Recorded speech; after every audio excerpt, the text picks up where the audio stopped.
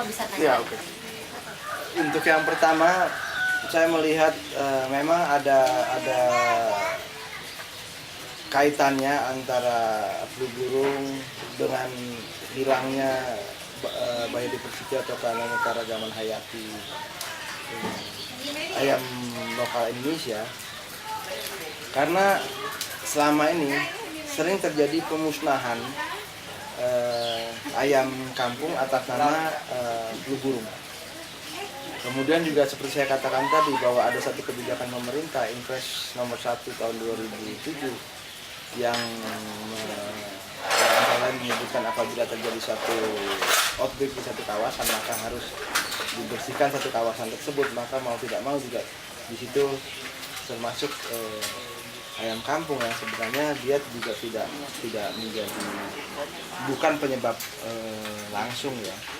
Nah, kekhawatiran ini sudah saya lontarkan sejak lama. Memang kita harus hati-hati melihat permasalahan ayam kampung karena masih kurangnya perhatian pemerintah, kepedulian pemerintah, bahkan wawasan pemerintah terhadap biodiversity ayam lokal Indonesia atau ayam kampung. Nah, ini yang menyebabkan mereka menggampangkan atau menyederhanakan permasalahan bahwa ini bisa diselesaikan dengan memusnahkan. Tetapi dengan memusnahkan justru kita kehilangan kekayaan keanekaragaman hayati tadi. Dan kita sebagai salah satu sumber kekayaan keanekaragaman hayati unggas lokal ini secara perlahan akan bergeser dan mungkin suatu saat akan hilang dari Indonesia, karena strain asli ayam kampung ini sebagian besar juga sudah hampir punah. Dan kita sangat mendorong deklarasi Interlaken di Switzerland tahun 2007 yang menyebutkan bahwa ayam lokal Indonesia atau ayam kampung merupakan salah satu kelompok ternak yang harus dilestarikan. Jadi dalam rangka penanggulangan flu burung ini kita harus melihatnya secara komprehensif, jangan parsial bahwa ini ayam kampung musnahkan. Apakah dengan memusnahkan ayam kampung kemudian masalah flu burung ini tuntas? Saya rasa tidak. Ya. Dan ini berkaitan dengan pertanyaan kedua. Pertanyaan kedua tadi apa? Second question, pertanyaan kedua adalah bagaimana pendapat Bapak mengenai pendapat orang-orang yang menyebutkan bahwa flu burung itu disebabkan oleh ayam kampung. Nah, ya ini berkaitan dengan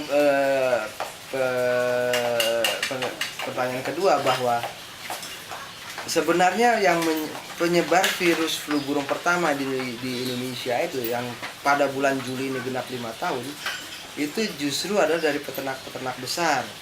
Kita ini ayam kampung ya adalah korban dari sistem industri peternakan nasional, yaitu sistem industri peternakan besar ya. Munculnya anggapan tersebut karena terjadi informasi yang tidak berimbang, dimana kalau ayam kampung mati 1-2 seluruh Indonesia bahkan seluruh dunia tahu karena expose dari media massa, expose dari pers ya, yang cenderung expose yang berlebihan dan cenderung menyesatkan. Tetapi ketika terjadi kasus-kasus flu burung di peternakan besar, ini belum pernah ada yang mengekspos ya. Jadi ini satu sistem informasi yang tidak adil, sehingga di dunia muncul kesan bahwa tingginya kasus flu burung di Indonesia adalah karena ayam kampung ya. Ini boleh saya katakan bahwa ini 100% tidak benar. Bukan ayam kampung penyebab virus flu burung. Justru ayam kampung menjadi korban dari sistem peternakan industri besar yang menyebarkan virus flu burung.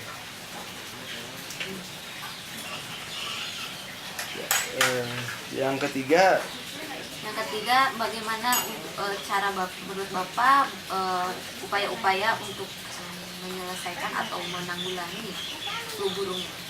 Ya, saya rasa mungkin baik itu flu burung, antraks atau berbagai penyakit lainnya, atau khusus di bidang unggas, flu burung itu nanti ke depannya hampir tidak beda dengan ND, dengan IBD, ya, atau penyakit unggas yang disebabkan virus lainnya. Memang itu sudah menjadi satu kesatuan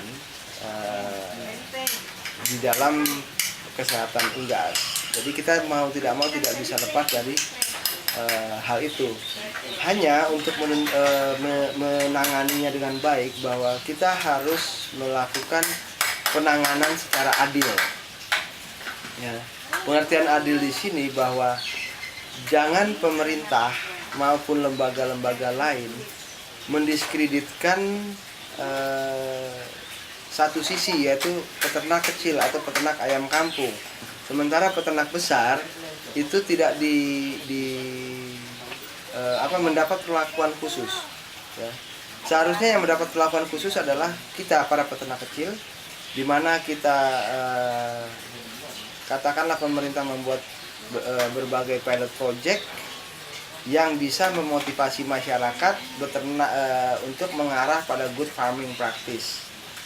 Ya, ini yang paling penting. Karena menurut saya dana-dana yang berkaitan dengan flu burung, ya, yang masuk ke Indonesia yang itu sifatnya grant, itu boleh dibilang hampir 90% berhamburan tidak jelas dari hotel ke hotel mewah. Ya, dari satu seminar ke seminar, dari satu studi ke studi, dari satu workshop ke workshop, tanpa ada implementasi, tanpa ada pelaksanaan yang jelas, khususnya di peternakan sektor 4 atau peternakan rakyat. Ya, wait bentar. Dia tolong ambilkan telurnya di dalam.